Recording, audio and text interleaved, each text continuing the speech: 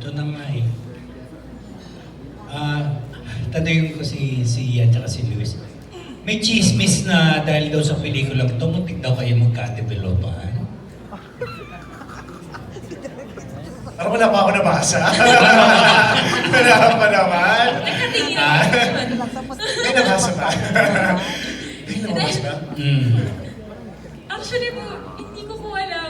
I mean, hindi. Kasi inaasar pa nga niya ako, napupudbaran niya ako ng asukal kasi sobrang binabara ko lang siya pa niya.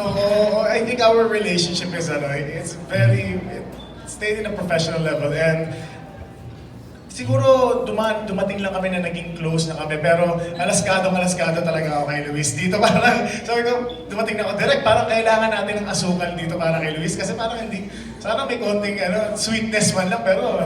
Asin ba? Oo, parang talaga eh. Yun lang masasabi ko, alaskado. I don't think, hindi naman, hindi umabot sa ganun. Kasi we also respect each other's... Hindi ba? We also respect each other's partners in real Yes. life. So, as in yung sa amin, yung bond namin sa Japan, it might seem, but it's not. Hindi naman. Maraming alam na sekreto ni Sian. Wow. Marami na ba? Nakita mo na ko ba? Pinakita ba na siya yung katawan dito niya? Yung katawan niya. Ay. Siyempre meron love scene, di ba? Dapat tubad. Ay. Nakita mo ba, Luis? Anong reaction mo? Ang reaction ko po, sabi ko sa kanya, keep it up. Keep it up lang. Keep it up.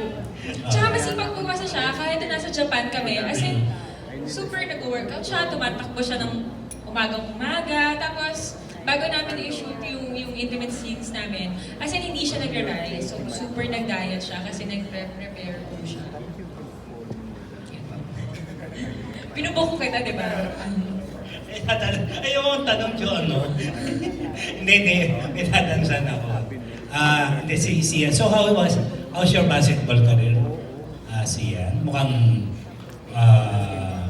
nalilimit ka na sa movie na lang, wala ka ng series. Yun nga, sa basketball muna. Sa basketball, isang dream come to para sa akin yan. Dahil yun po, yun naman po ang pinunta ko talaga sa Pilipinas back in how many years ago na pangarap ko talaga maging isang basketball player. So, nung nakuha ko po yung opportunity, nung nag-tryout po ako sa El Tigre, tapos nakapasok po ako sa Maharlika, hindi ako makapaniwala talaga. And laking ano lang talaga, achievement siya para sa akin na maski ang dami nang nagsasabi na hindi yan hindi matutupad yung pangarap mo. Just work hard, dedication talaga. Galing mo kaya? Meron pa rin, maaabot pa rin yung pangarap. Cliché man pakinggan, pero yun yung nararamdaman ko talaga na sobrang saya. And when it comes sa nalilimitahan, yun po ba yung nalilimitahan sa projects? More on movies kaya ito mga nakaraang last year, movie mo Sara, tapos ito ngayon. Yes. Hindi naman po, I think ever since naman po nagsimula ako naman po naghihintay, bilang artista naghihintay lang naman po ako ng proyekto na makarating sa akin. So, nung dumating po yung pagkakataon na maging isang basketball player, sabi ko, dito muna. And explore ng mga opportunities and susundan ko kung saan gusto ng puso ko. And yun, in return, sobrang saya, sobrang fulfilling. Magaling ka rin mag-host, Sian. Proven na sa ibang events na pinag-hostan mo. Thank you po. Gusto mo rin bang mag-try as TV host? Hindi masyadong matrabaho kumpara sa series and movies? O movies by series? Lagi ko sinasabi yan, lagi kong sinasama yan sa dasal ko. And hopefully one day, katulad ng pinaka-idolo ko si Luis Manzano, talagang even siya nga sinasabihan ko, Luis, grabe, idol na idol talaga kita. So hopefully, someday po mabigyan ako ng pagkakataon sa ganung mga proyekto. At least masaya ka sa love life mo, yun Sa lahat po ng bagay, Siyempre kasama na rin ang Kasama na rin ba? Kasama na rin po Oo, yun. diba? Nag-extend ka pa sa hanggang China, ha? Grabe. At masaya lang palagi, di ba? Kakasama naman po yun eh.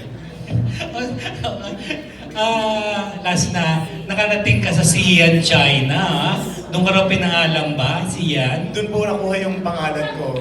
So doon, nung pagkalapag pa lang namin doon, yung tour guide namin sabi, tinatanong anong pangalan ko, akala nila, sabi ko, Xi'an. Sabi nila, amazed na amazed sila na doon ko nakuha yung pangalan ko, and they felt very proud na parang sa lahat pa naman ng cities dito, ito pa. So I think that added more fun sa trip namin kasi iba yung naging treatment nila sa amin dahil nga doon. Akala nila hindi totoo eh. Tapos pinakita ko yung ID ko. Ito po ako. Okay, thank you and good luck. Thank you po. Thank you, Mr. Junar.